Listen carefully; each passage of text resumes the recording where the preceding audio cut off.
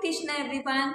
हमने पहले श्लोक में देखा कि अचानक से बहुत सारे इंस्ट्रूमेंट्स बज उठे, ड्रम्स, शंख, बहुत सारे इंस्ट्रूमेंट्स बज उठे और सोल्जर्स को पता चला कि सिचुएशन कितनी कॉम्प्लेक्स है और वॉर कितना खतरनाक, कितना बड़ा होने वाला है।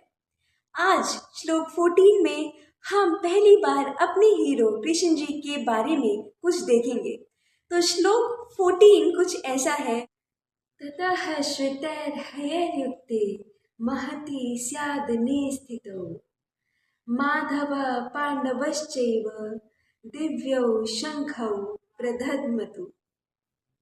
तो पांडव शब्द अर्जुन के लिए यूज हुआ है और माधव शब्द कृष्ण जी के लिए यूज हुआ है। पांडव शब्द इसलिए यूज हुआ है क्योंकि अर्जुन पांडु पुत्र थे। तो इस श्लोक का मीनिंग है, दूसरी ओर से श्वेत घोड़ों द्वारा खींचे जाने वाले विशाल रथ पर आसीन कृष्ण तथा अर्जुन ने अपने अपने दिव्य शंख बजाए। देखो, अगर किसी के साथ कृष्ण जी हैं, कृष्ण जी खड़े हैं उनके साथ, तो फिर उनकी जय तो निश्चित ही है, उनके हारने का तो कोई सवाल ही नहीं है। और अगर वो हार भी जाते हैं तो फिर उससे बेहतर उनके लिए पहले से ही प्लान रहता है। कृष्ण जी पहले से ही उससे बेहतर प्लान करके रखते हैं। तो अगर किसी के साथ कृष्ण जी हैं तो उनके साथ तो कभी कुछ गलत हो ही नहीं सकता।